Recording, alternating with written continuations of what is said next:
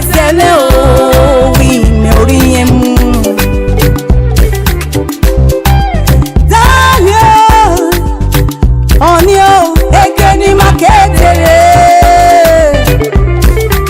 Useni magbase pologbe Eri manehu mayenya mefua umayo enu mi amyowa Obiano enebewe yes na Betama I am very proud of you. I am proud to call myself your wife.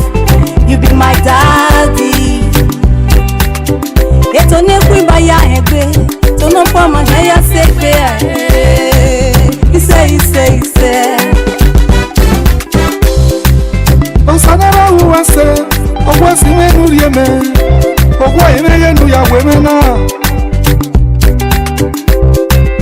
Osanara uwase, ogwa simenu riekume, ogwa imegenu ya wemena. Ogwa nori obalame, noyoriome ya soka ogwa riekume. Ogwa namaya merule. Ọmọ gẹ́lẹ̀ ìgbàniàn, ọmọ lẹ́lẹ́ adẹ́rìrì mẹ́rọ. Ọmọ fi àlèlè mẹ́, ọkẹ́ fi àlèlè mẹ́, ọwọ́ ni màá níyẹn gbà sùsẹ́. Ọwọ́ ni màá gbà sùsẹ́ yẹ máa gbọ́n, ẹ̀ẹ́dẹ̀sẹ̀ máa yí bàbá yẹ. Òpó sì ń yẹ nu wà mẹ́ náà. Ọdí àti bàbá tí, ìmọ̀ náà kó bọ̀ kúgbé. Eni yana doma Mei sati memuwe Owana menuwa Owana muda meni yama Owana yoba yami yeke Owana yoba yami yeke Owana menegasi Daniyo Oniyo Ekeni maketere Useni magbase kwalagbe Iye ni nami wa Muda You be my oxygen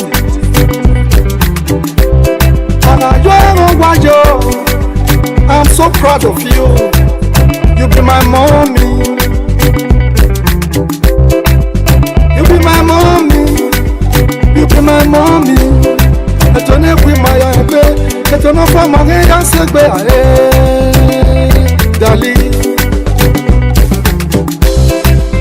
Desi ome Omagaye o Arami okwa sirie Omagaye o Arami odesi benuje ome bagbon Omagaye o Arami okwa sirie wogare nuwa Omagaye o Damo kwesi bodesi Toyo mame owowo Toyo mame utowago Damo kwesi bodesi Toyo mame ogogo Toyo mame utowago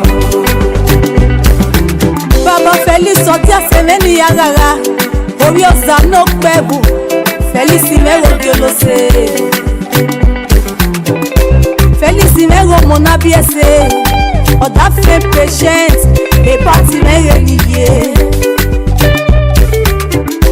Ogiolose mere niye Amodia semeni yagara Congratulations It's your marriage anniversary I come to join you celebrate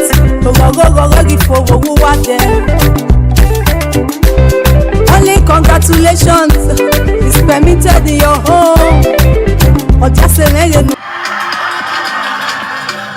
I wanna thank you my Lord I wanna bless you I wanna thank you for your grace It's a special one Oh my Jesus, Jesus I wanna thank you I'm gonna praise you for your grace Most blessed one Baba Ishi, Baba Ishi, Baba Ishi I wanna thank you I'm gonna praise you for your grace Most blessed one Baba Ishi, Baba Ishi, Baba Ishi, Baba Ishi